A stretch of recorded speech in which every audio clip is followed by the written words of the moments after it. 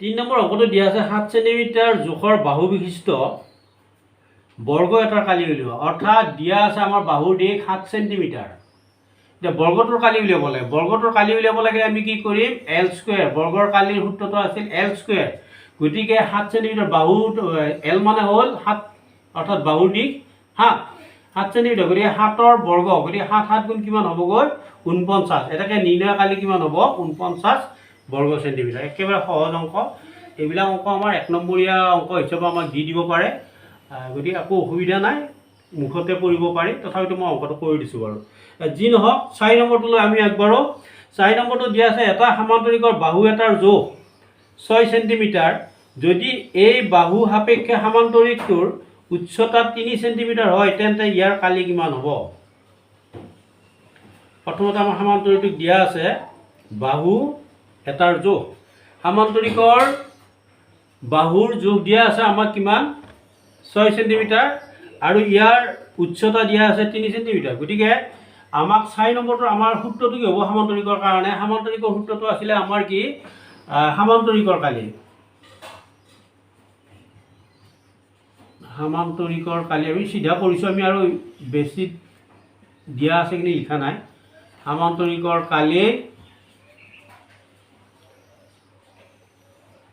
বাহুৰ ভূমি পূৰণ উচ্চতা। বাহুটো মানে হ'ল ভূমি বুলি ধৰি লৈছোঁ আমি।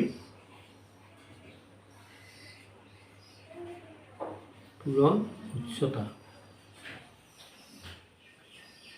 ইয়াত ভূমি দিয়া আছিল 6 সেন্টিমিটাৰ আৰু উচ্চতা দিয়া আছিল আমাৰ 3 সেন্টিমিটাৰ। গতিকে 3 6 গুণ কিমান হ'বগৈ আমাৰ 18। অৰ্থাৎ নিৰ্ণয় কালি, এইখিনি লিখিব লাগিব আমি, নিৰ্ণয় কালি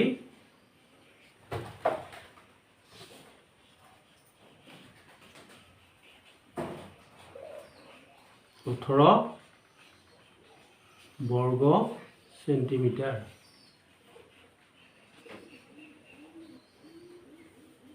18 বৰ্গ সেন্টিমিটাৰ। এইটোৰ এনচাৰ হ'বগৈ 18 বৰ্গ সেন্টিমিটাৰ।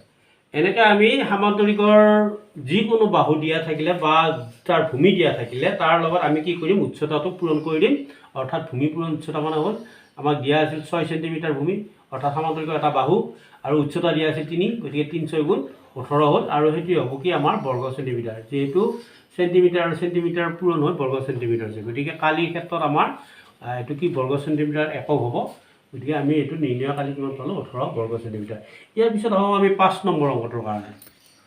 এইবাৰ আমি 5 নম্বৰ অংকটোলৈ আহিছোঁ। এটা সামান্তৰিকৰ এডাল কৰ্ণৰ জোখ 8 সেন্টিমিটাৰ আৰু ইয়াক সাধাৰণ ভূমি হিচাপে থকা ত্ৰিভুজ দুটাৰ প্ৰতিটোৰে উচ্চতা 4 সেন্টিমিটাৰ হ'লে সামান্তৰিকটোৰ কালি নিৰ্ণয় কৰা।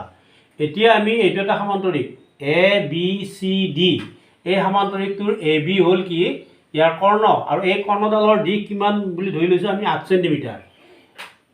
কৰ্ণডালৰ জোখ, এইখিনিৰ জোখ কিমান হৈছে 8 সেন্টিমিটাৰ।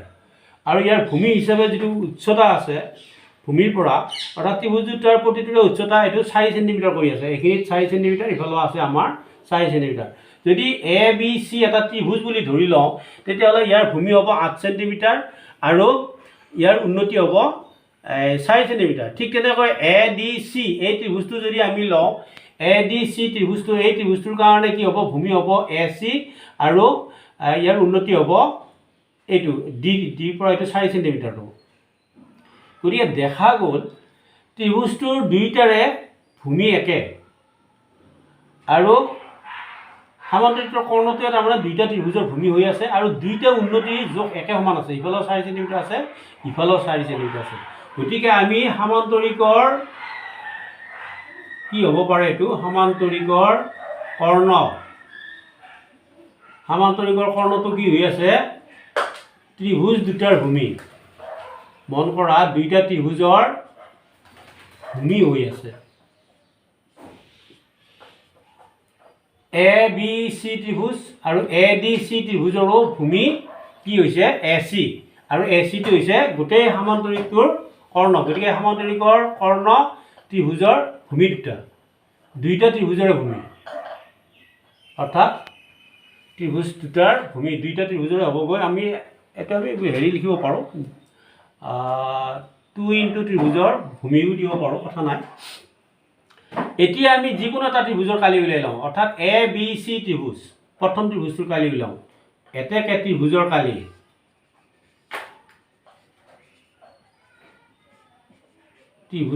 কি হ'ব এইটো আমি এটা ত্ৰিভুজৰ কালি দিব পাৰোঁ এটা ত্ৰিভুজৰ কালি অৰ্থাৎ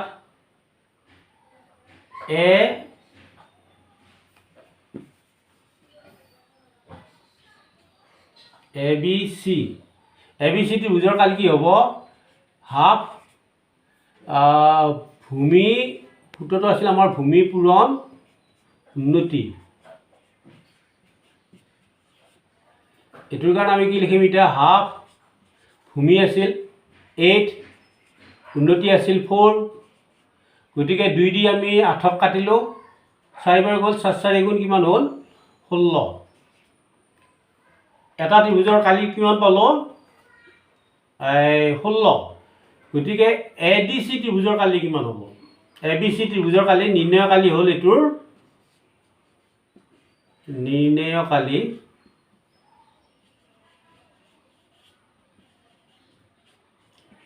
16 বৰ্গ সেন্টিমিটাৰ এটা ত্ৰিভুজৰ পালোঁ আমি 16 বৰ্গ সেন্টিমিটাৰ গতিকে এ ডি চি ত্ৰিভুজৰ এবাৰ চাওঁ এ ডি চি ত্ৰিভুজৰ আচ্ছা সেইটো নকৰি আমি দুইটা যদি এবাৰ যোগ কৰি দিওঁ ত্ৰিভুজ এ বি চি প্লাছ ত্ৰিভুজ A D C A B C আৰু এ ডি চি এই দুইটা ত্ৰিভুজৰ কালি কিমান হ'ব দুইটা ত্ৰিভুজৰ কালি হ'বগৈ আমাৰ এটা আছিল কিমান 16 আৰু আনটোৰ কিমান হ'বগৈ 16 বৰ্গ সেন্টিমিটাৰ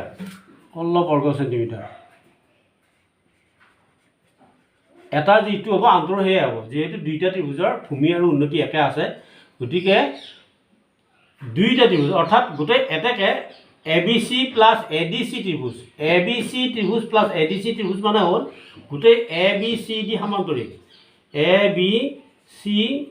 সমান্তৰিক সমান্তৰিকটোৰ কালি কি হ'ব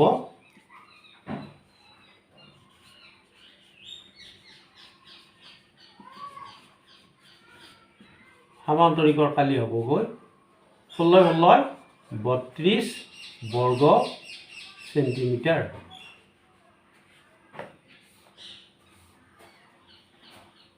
এটা ত্ৰিভুজৰ পালোঁ এইটো ত্ৰিভুজৰ 16 পালোঁ আৰু এইটো ত্ৰিভুজৰ 16 বৰ্গ সেন্টিমিটাৰ পালোঁ দুইটা লগ কৰি দিলে 16 32 বৰ্গ সেন্টিমিটাৰ সমান্তৰিকটোত আমাৰ কি হ'বগৈ কালি এইটো হ'ল আমাৰ 5 নম্বৰটোৰ সমস্যাটোৰ সমাধান ইয়াৰ পিছত এইটো মুচিছোঁ ইয়াৰ পিছত আহিলোঁ আমি 6 নম্বৰ অংকটোলৈ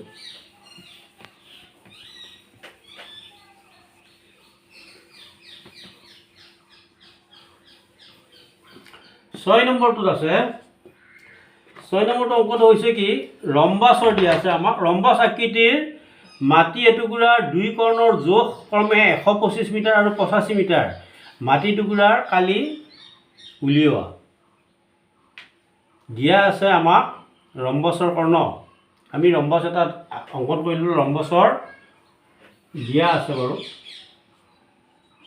দিয়া আছে ছবিটো এবাৰ নাকিলোঁ বাৰু দিয়া আছে ৰম্বাসৰ কৰ্ণ কিমান দিয়া আছে 125 মিটাৰ আৰু 85 মিটাৰ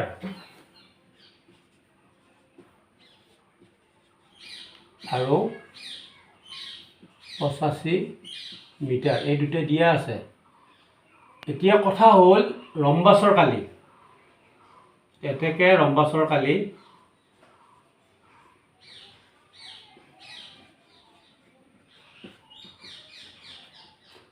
ৰম্বাসৰ কালিৰ সূত্ৰটো আছিল হাফ ইনটু কৰ্ণ দুডালৰ দীঘৰ পূৰণফল হাফ ইনটু ইয়াৰ কৰ্ণ দুডালৰ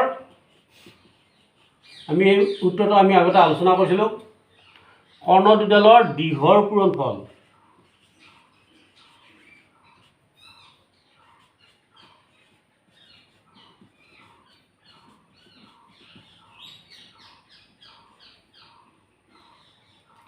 এইখিনি মানে কিমান হ'বগৈ? হাফ। কৰ্ণ দুডাল আছিল কিমান? 125 আৰু এটা আছিল 85। এইখিনি এতিয়া আমি পূৰণ কৰিলে আমাৰ হ'বগৈ কি? 125 আৰু 85 আমি ছাইডত পূৰণ কৰি থৈ দিব পাৰোঁ।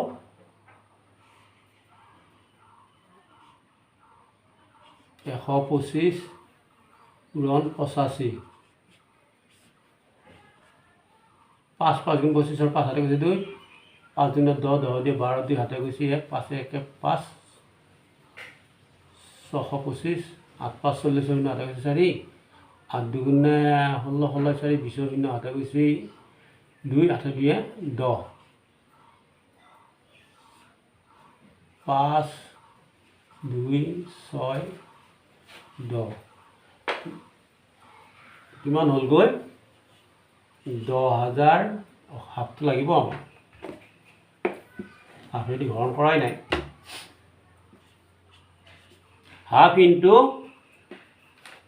এই দুটা পূৰণ কৰোঁতে আমি পূৰণফল পালোঁ 10 6 2 5 আৰু এইখিনি আমি আধা ওলাই 2 দি হৰণ কৰিলে আমাৰ কিমান হ'ব? 5 3 1 2.5 আৰু এতেকে নিৰ্ণয় কালি কিমান হ'ব আমাৰ? উলিয়াব লগা যিটো নিৰ্ণয় কালি আছিল, নিৰ্ণয় ৰম্বাসৰ কালি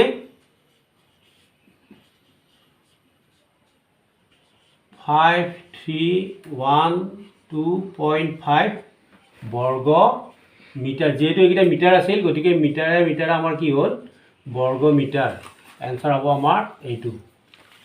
এবাৰ আমি 7 নম্বৰ অংকটোলৈ আহিছোঁ। 7 নম্বৰ অংকটোত আছে আমাৰ এটা ৰম্বাসৰ কৰ্ণ দুডালৰ জোখ 24 মিটাৰ আৰু 10 মিটাৰ হ'লে ৰম্বাসটোৰ 1 নম্বৰতে পৰিসীমা আৰু 2 নম্বৰত কালি উলিওৱা। দুটা বস্তু উলিয়াব দিছে। পৰিসীমা, ৰম্বাসৰ পৰিসীমা আৰু লগতে ৰম্বাসৰ কালি উলিয়াব লাগে। আমাক দিয়া আছে কিন্তু ৰম্বাসৰ কৰ্ণ দুডালৰ জোখ। আমাৰ সূত্ৰ এটা পাইছিলোঁ, কৰ্ণ দুডাল থাকিলে আমাৰ কি হয়? কালিটো উলিওৱাত সুবিধা হয়। কিন্তু ঘটনা হ'ল কি, এই অংকটোত আমাৰ অকণমান অসুবিধা আহি পৰিল। পৰিসীমাটো যেতিয়া উলিয়াব দিলে, পৰিসীমাটো উলিয়াব লগা হোৱাৰ লগে লগে আমি কি কৰিলোঁ? পৰিসীমাটোৰ কাৰণে আমি বাহুকেইটা লাগিব, ৰম্বাসৰ বাহুকেইটা লাগিব। গতিকে আমি ৰম্বাসটোৰ বাহুকেইটা কি কি হ'ব সেই কথাটো কিন্তু এতিয়ালৈকে আমি পোৱা নাই। গতিকে সেইকাৰণে আমি প্ৰথমতে পৰিসীমাটো উলিয়াবলৈ যাওঁতে আমি ৰম্বাসটোৰ বাহুকেইটা উলিয়াই ল'ব লাগিব। বাহুকেইটা মানে এটা বাহু উলিয়ালে বাকীকেইটা বাহু ওলাই যাব, যিহেতু ৰম্বাসৰ চাৰিওটা বাহুৰ দিশ সমান হয়। এতিয়া আমি কেনেকৈ উলিয়াম? আমি প্ৰথমতে চাওঁ আমাক কি দিয়া আছে। ৰম্বাসটোৰ কৰ্ণ দুডাল দিয়া আছে। আমাক দিয়া আছে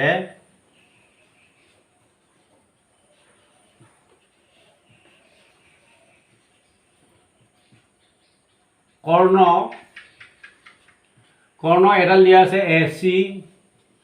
আমি এই ছবিটো আঁকি লৈছোঁ ABCD। এইটো এটা ৰম্বাস। ইয়াৰ কৰ্ণ হৈছে, এই ৰম্বাসটোৰ কৰ্ণ হৈছে AC এডাল কৰ্ণ আৰু এডাল হৈছে BD এডাল কৰ্ণ। এতিয়া এই AC কৰ্ণডালৰ দিশ দিয়া আছে আমাৰ 24 মিটাৰ। ACৰ কৰ্ণ দিয়া আছে 24 মিটাৰ আৰু BD কৰ্ণডালৰ জোখ দিয়া আছে এইখিনিৰ পৰা এইখিনিলৈ জোখ দিয়া আছে 10 মিটাৰ। ACৰ জোখ দিয়া আছে আমাক কিমান? 24 মিটাৰ। এতিয়া কথা হ'ল আমি ইয়াত আমি এই যেতিয়া কৰ্ণডাল পাইছোঁ, কৰ্ণডালৰ আমি হাফ এও কিমান হয় আমি চাই লওঁ। আমাৰ এটা পিছৰ ফালে এটা সুবিধা এটাৰ কাৰণে আমি এইটো এওটো উলিয়াই ল'ব লাগিব। এও তাৰমানে কৰ্ণডালৰ আধা কিমান হ'ব? 12 মিটাৰ। ঠিক তেনেকৈ আনডাল কৰ্ণ কিমান দিয়া আছে? BD দিয়া আছে 10 মিটাৰ। গতিকে বিঅ'ৰ পৰিমাণ কিমান হ'ব 5 মিটাৰ আমি এই দুটা বস্তু পালোঁ তাৰমানে এইখিনি পালোঁ 5 মিটাৰ আৰু এইখিনি পালোঁ আমি কিমান 10 মিটাৰ আৰু এটা কথা মন কৰা ৰম্বাছ আৰু কৰ্ণতডালে কি কৰে পৰস্পৰে লম্বভাৱে সমদ্বিখণ্ডিত হয় তাৰমানে কি হ'লগৈ এ অ' বি এইটো এটা লম্বভাৱে সমদ্বিখণ্ড কাৰণে এইটো এটা হ'ল কি সমকোণ এতিয়া সমকোণ হোৱাৰ লগে লগে আমি কি পালোঁ এ অ' বি এইটো এটা সমকোণী ত্ৰিভুজ পালোঁ সমকোণী ত্ৰিভুজটো পোৱাৰ লগে লগে আমি কি কৰিলোঁ বিঅ' এটা বাহু পালোঁ ভূমি পালোঁ যেনিবা তাৰপিছত এ অ' উন্নতিয়ে বুলি ধৰিলোঁ যেনিবা এইটো গতিকে আমি ভূমি আৰু উন্নতি পোৱাৰ লগে লগে আমি কি কৰিব পাৰোঁ তাৰ বিপৰীতে থকা এই বাহুটো তাৰমানে এইটো কি হ'ব ইয়াৰ অতিভুজটো কি হ'ব অতিভুজৰ বৰ্গ সমান ভূমিৰ বৰ্গ যোগ উন্নতিৰ বৰ্গৰ যোগফল গতিকে ভূমিৰ বৰ্গৰ আৰু উন্নতিৰ বৰ্গৰ যোগফল দুটা যদি আমি যোগ কৰি দিওঁ তেতিয়াহ'লে আমি কি পাওঁ আমি তাৰ অতিভুজৰ বৰ্গ পাই যাওঁ অৰ্থাৎ ইয়াত কি হ'ব পাইথাগোৰাছৰ এতিয়া আমি পাইথাগোৰাছৰ সূত্ৰটো প্ৰয়োগ কৰি দিওঁ এতিয়া আমি এ বি বাহুটোৰ কাৰণে আমি কি কৰিলোঁ পাইথাগোৰাছৰ সূত্ৰটো ব্যৱহাৰ কৰিলোঁ পাইথাগোৰাছৰ সূত্ৰটো আমাৰ কি আছিল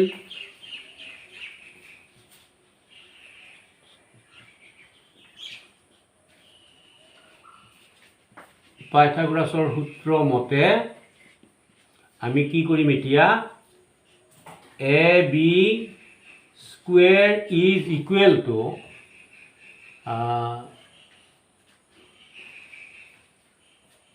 B O' square plus A O' square অৰ্থাৎ এই বাহুটো আৰু এই বাহুটো এতিয়া আমি কি পাম বি অ' পালোঁ 5 আৰু এইটো কি পালোঁ এইটো পালোঁ 10ৰ কি 12ৰ আধা কিমান হ'বগৈ আমাৰ 24ৰ আধা 12 হ'ব গতিকে 12 স্কুৱেৰ এইখিনি যদি আমি যোগ কৰি দিওঁ কিমান পাম আমি 25 যোগ 12 144 হ'ব এতিয়া এইখিনি যোগ কৰিলে আমি কিমান পাম এতিয়া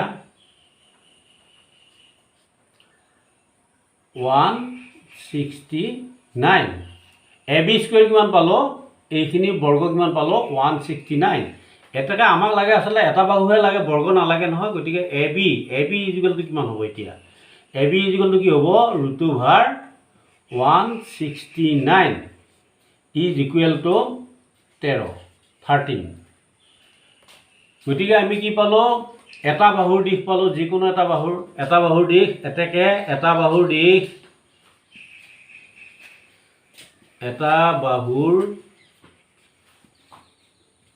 দিশ পালোঁ 13 মিটাৰ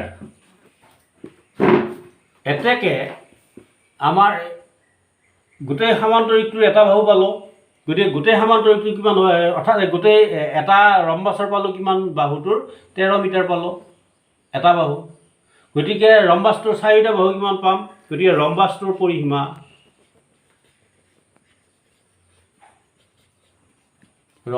পৰিসীমা হ'ব এতিয়া কি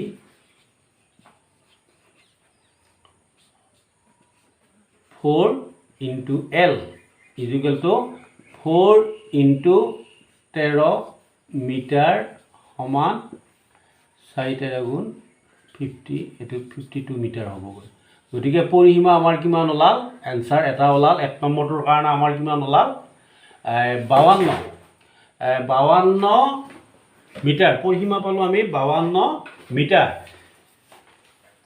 এই পৰিসীমাটোৰ বাহুটো নাথাকাৰ কাৰণে আমি আচলতে কি কৰিব লগা হ'ল এই পাইথাগোৰাছৰ সূত্ৰটো প্ৰয়োগ কৰিবলগীয়া হ'ল এনেকৈ আমি কেতিয়াবা যদি আমাৰ অংকবিলাকত নাথাকে বাহুৰ দিশ দিয়া থকা নাই কিন্তু আমি এনেকৈ ভিতৰৰ কথাখিনি আমি গম পাইছোঁ তেতিয়া আমি কিছুমান সূত্ৰ এপ্লাই কৰি আমি কেনেকৈ আগবাঢ়ি যাই থাকিব লাগিব ইয়াৰ পিছত আহোঁ আমি 2 নম্বৰটোত আছিল আমাৰ কি 2 নম্বৰটোৰ কাৰণে আছিল আমাৰ কালি উলিওৱাৰ কাৰণে একো প্ৰব্লেম নাই কালি উলিয়াবৰ কাৰণে সহজ এতিয়া ৰম্বাছৰ কালি এতিয়া আহোঁ আমি কি ৰম্বাছৰ কালি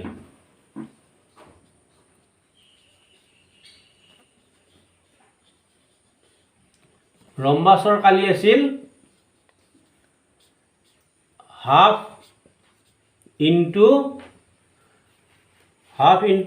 কৰ্ণ পূৰণ কৰ্ণ দুডাল কৰ্ণ দুডালৰ পূৰণফল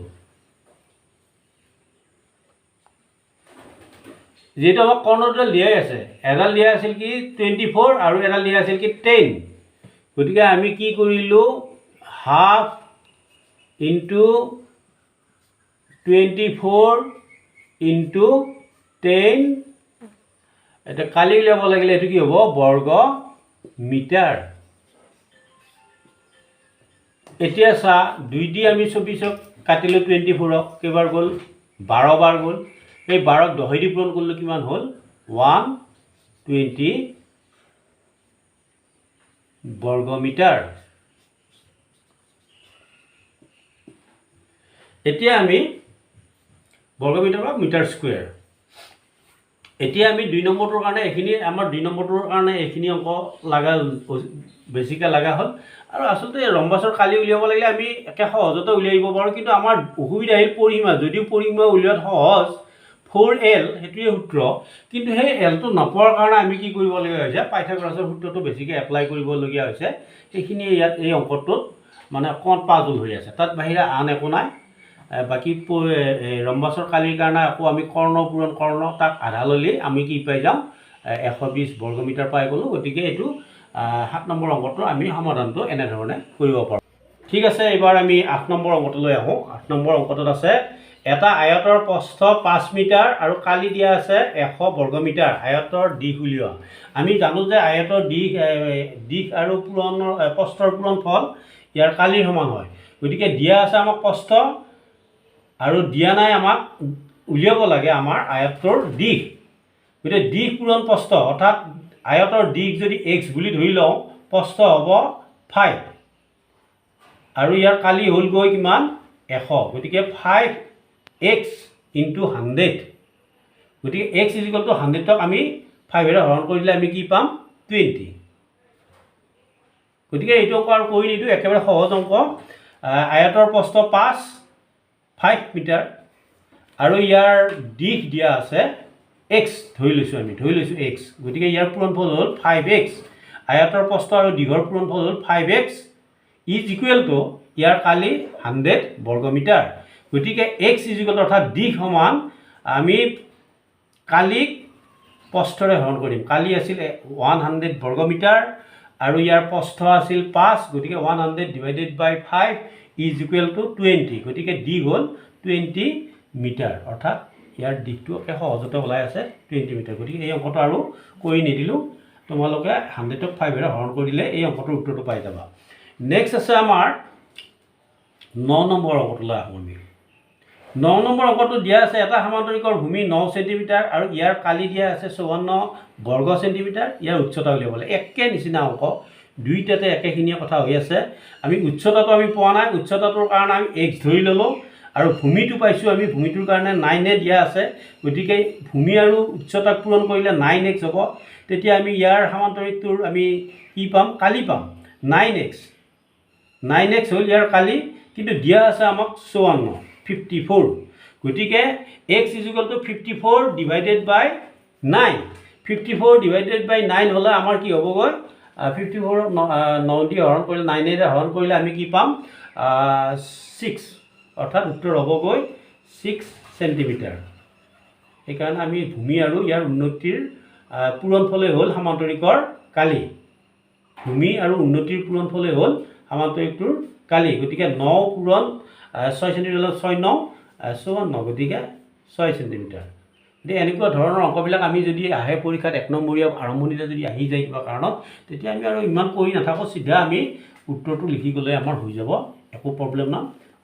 গতিকে 9 নম্বৰ অংকটো মই কৰি নিদিলোঁ, একেবাৰে সহজ অংক। তাৰপিছত হ'ব আমি 10 নম্বৰ অংকটোলৈ।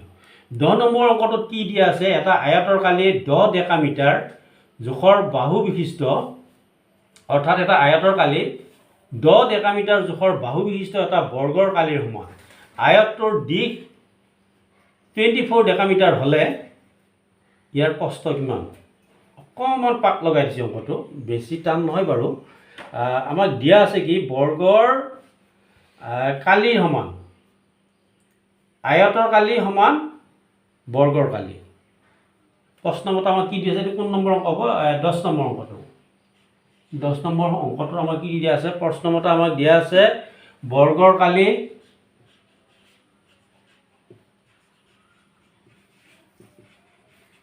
সমান আয়তৰ কালি। মন কৰা অংকটোত বৰ্গৰ কালি আয়তৰ কালিৰ সমান। আৰু ইয়াত আমাক এটা বস্তু দিয়া আছে, আয়তৰ দিশ দিয়া আছে 24 ডেকামিটাৰ আৰু বৰ্গৰ বাহুৰ যোগ দিয়া আছে 12। গতিকে বৰ্গৰ এটা বাহু দিয়া আছে, কি দিয়া আছে? এইটো 12 দিয়া আছে। 12 দীঘৰ বৰ্গ, অৰ্থাৎ বৰ্গৰ কালি মানে হ'ল বাহুৰ স্কুৱেৰ। বাহু হ'ল 12, গতিকে কালি উলিয়াবলৈ 12 স্কুৱেৰ। আকৌ আয়তৰ কালি কি আছে আমাৰ? আয়তৰ কালি দিয়া আছে 24, দিশ দিয়া আছে 24 আৰু প্ৰস্থ আমাক দিয়া নাই। প্ৰস্থটো আমি ইনটু বি, প্ৰস্থ মানে বি বুলি ধৰি ল'লোঁ। মই একে চমুকে অংকটো কৰি দিছোঁ, গোটেইখিনি একেবাৰে পাতি দিয়া নাই। দিয়া আছে আমাক বৰ্গৰ বাহুৰ দিশ 12 চেণ্টিমিটাৰ, আয়তৰ প্ৰস্থ দিয়া আছে 24 চেণ্টিমিটাৰ আৰু আয়তৰ দিশ দিয়া নাই। তাৰ কাৰণে আমি ধৰি ল'লোঁ x ইকুৱেল বা বি। এনেকৈ লিখিব লাগে, ইমানখিনি লিখি থকাৰ আমাৰ প্ৰয়োজনো নাই। আমি চিধা অংকটো এনেকৈ কৰিব পাৰোঁ। গতিকে 12ৰে পূৰণ কৰিলে আমি 144 পাম, নহয় জানো? আৰু ইফালে পাম আমি 24 বি বা 144 divided by 24 is equal to B. গতিকে আমি কি হ'ব, বি মান কিমান হ'বগৈ? বি ইজ ইকুৱেল টু 6 24 পূৰণ কৰিলে তাৰমানে কি হয়? 144ক 24 হৰণ কৰিলে 6 বাৰ পায়। গতিকে বি অৰ্থাৎ প্ৰস্থ আমি কিমান পাম গৈ? কোনটো আছিল অংকটো আমাৰ? 10 নম্বৰ অংকটো। গতিকে আমাৰ ইয়াৰ নিৰ্ণেয় প্ৰস্থ, গতিকে আয়তৰ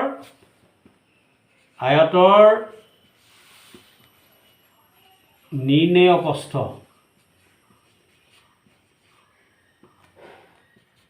উলিয়াব দিছিলতো আমাক। আমি প্ৰস্থটো বি ইজ ইকুৱেল টু কিমান পালোঁগৈ? 10 নম্বৰ 6, এককটো হ'ব আমাৰ ডেকামিটাৰ, যিহেতু গোটেইখিনি ডেকামিটাৰত আছে।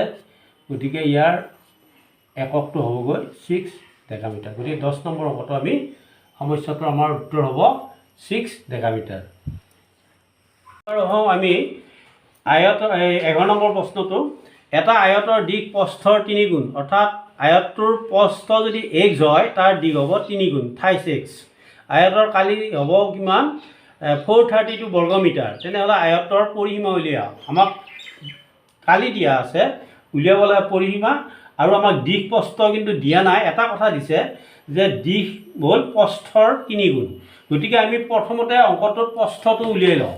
ধৰা হ'ল প্ৰস্থ, আয়তৰ প্ৰস্থ কিমান? x।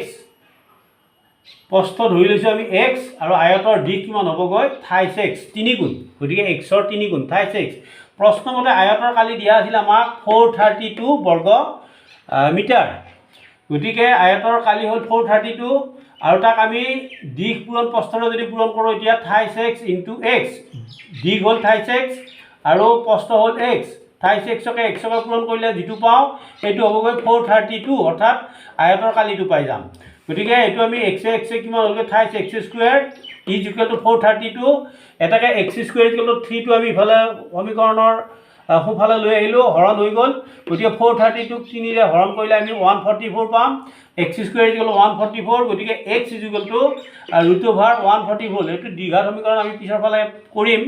আৰু এনেধৰণৰ অংকবিলাকত আমাৰ আচলতে প্লাছ মাইনাছ হৈ গৈ উত্তৰটোত +-12 হয়। কিন্তু এতিয়ালৈ আমি সেই কথাখিনি আমাৰ আহি পৰা নাই, যিহেতু আমি গোটেইখিনি আমি প্লাছতে অংকটো কৰি আছোঁ। ধনাত্মক ধৰিয়ে ল'ম। গতিকে এক্সৰ মানে আমাৰ কিমান হ'বগৈ? 144ৰ √, উলিয়ালে আমি 12 পাম। x মানে 12 মানে হ'ল প্ৰস্থ। গতিকে আয়তৰ প্ৰস্থ পালোঁ 12 মিটাৰ আৰু দিশ পালোঁ 3 × 12 ইজ ইকুৱেল টু 36। 36 মিটাৰ হ'ল আমাৰ দিশ গতিকে দুটা বস্তু পালোঁ প্ৰস্থ পালোঁ দিশ পালোঁ কালিটো ইতিমধ্যে পাইছিলোঁ কালিটোৰ দৰকাৰ নোহোৱা হৈ গ'ল গতিকে এতিয়া আয়তৰ পৰিসীমা উলিয়াব লাগে আয়তৰ পৰিসীমাৰ সূত্ৰটো আছিল 2 * L + B অৰ্থাৎ দিশ আৰু প্ৰস্থক যোগ কৰি তাক দ্বিগুণ কৰি দিলে আমি কি পাওঁ আয়তৰ পৰিসীমা পাওঁ গতিকে আমাৰ প্ৰস্থ আছিল 12 আৰু দিশ আছিল 36 গতিকে এই দুটা যোগ কৰিলে আমাৰ কিমান হ'ব 48 হ'ব 48ক 2 দি পূৰণ কৰিলে আমাৰ কি হ'ব 96 গতিকে নিৰ্ণয় পৰিসীমা হ'ব আমাৰ 96 মিটাৰ গতিকে সহজ অংক এইটো অংকৰ বৰ বিশেষ বুজাবলগীয়া কথা নাই গতিকে সহজতে কৰিব পাৰি গতিকে আমি জাষ্ট মানে ধৰি ল'ব লাগিব অংকটোত যে এটা বস্তু দিয়া আছে সেইটোৰ পৰা আনটো উলিয়াই লৈ ধৰি লৈ আমি তেনেকৈ আগবাঢ়ি গৈ থাকিলে অংকটো উজু হৈ পৰিব ইয়াৰ পিছত আহোঁ আমি পিছৰটো অংকলৈ ইয়াৰ পিছৰ অংকটো আছে 12 নম্বৰ অংক 12 নম্বৰটোত আছিলে আমাৰ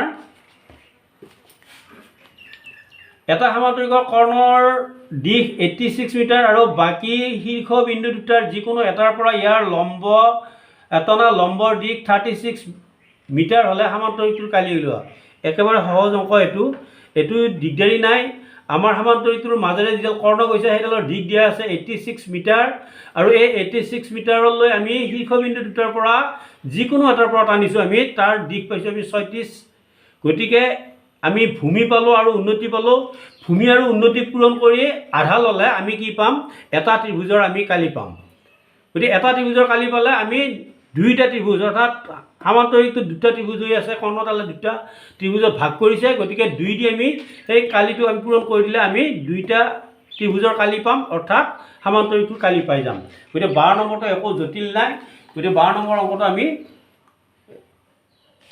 এনেধৰণে সমাধান কৰিব পাৰিম ইয়াৰ পিছত আহোঁ আমি 13 নম্বৰ অংকটো 13 নম্বৰটো অংকটোত আছে আমাৰ এটা ৰম্বাসৰ কৰ্ণ দুডালৰ যোগ দিয়া আছে যথাক্ৰমে 24 মিটাৰ আৰু 10 মিটাৰ ৰম্বাসটোৰ বাহুবোৰ নিৰ্ণয় কৰা একেটাই অংক আমি ইতিমধ্যে এনেকুৱা অংক এটা কৰিছিলোঁ অংকটো আছিল আমাৰ 7 নম্বৰ এটা ৰম্বাসৰ কৰ্ণ দুডালৰ দিশ দিয়া আছিল 24 আৰু 10 ইয়াতো ঠিক তেনেদৰে ৰম্বাসৰ কৰ্ণ দুডালৰ দিশ দিছে 24 আৰু 10 একেটাই হ'ল নেকি অংক প্ৰায় একে ধৰণৰ 24 আৰু 10 তাতো আছিল 24 আৰু 10 এতিয়া ৰম্বাসৰ বাহুবোৰ নিৰ্ণয় কৰা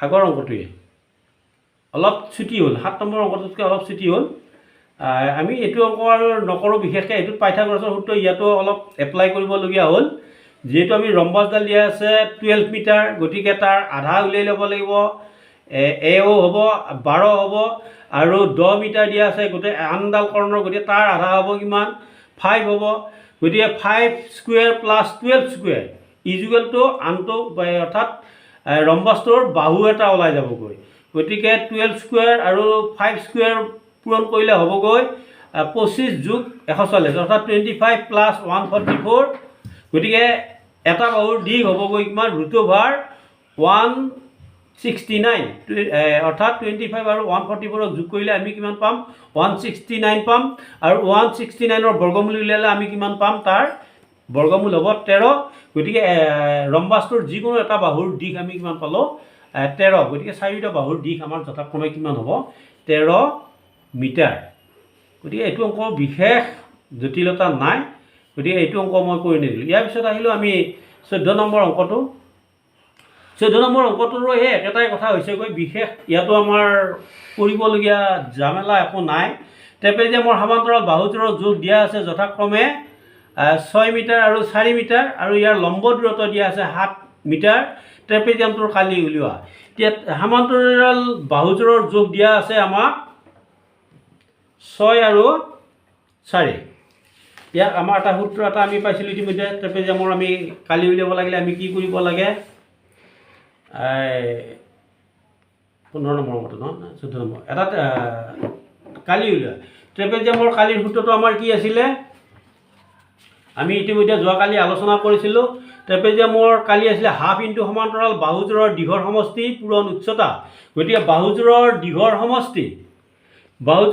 সমষ্টি হ'ব কি 6 আৰু 4 দিয়া আছিল গতিকে 6 আৰু 4 কিমান হ'বগৈ 10 হ'ব আৰু তাক কি কৰিম আমি উচ্চতাৰে লম্ব দূৰত্বৰে পূৰণ কৰিম লম্ব দূৰত্ব হ'ব 7 আৰু তাক আধা ল'ম গতিকে 6 আৰু 4 10 তাক পূৰণ কৰিম 7 7 10 70 আৰু তাৰ আধা ল'ম, আধা ল'লে কি হ'বগৈ 35। গতিকে ইয়াৰ ট্ৰেপিজিয়ামটোৰ কালি হ'বগৈ আমাৰ 35 মিটাৰ স্কুৱেৰ। এইটো একেবাৰে সহজ অংক, মুখতে কৰিব পাৰি, আমি পাতি আৰু ইমান সময় আমি অপব্যয় নকৰোঁ। গতিকে এই অংকটো আমি সহজতে কৰিছোঁ। ইয়াৰ পিছত আহোঁ আমি 16 নম্বৰ অংকটোলৈ। 16 নম্বৰ অংকটো আছে আমাৰ এটা চতুৰ্ভুজৰ এডাল কৰ্ণ আৰু ইয়াৰ ওপৰত বাকী শীৰ্ষবিন্দু দুটাৰ পৰা টনা লম্ব দুটাৰ দিশ যথাক্ৰমে 121 মিটাৰ আৰু 40 মিটাৰ আৰু 80 মিটাৰ দিয়া আছে। চতুৰ্ভুজটোৰ কালি উলিওৱা। এইটো অলপ কৰিব লাগিব। এইটো অংক মই কৰি দিছোঁ বাৰু। চোৱা, চতুৰ্ভুজৰ কৰ্ণ আমাক দিয়া আছে 121 মিটাৰ, 121 মিটাৰ, আৰু কৰ্ণলৈ টনা লম্ব দিয়া আছে, এটা দিয়া আছে 40 মিটাৰ আৰু আনটো দিয়া আছে 80 মিটাৰ। এই দুটা দিয়া আছে।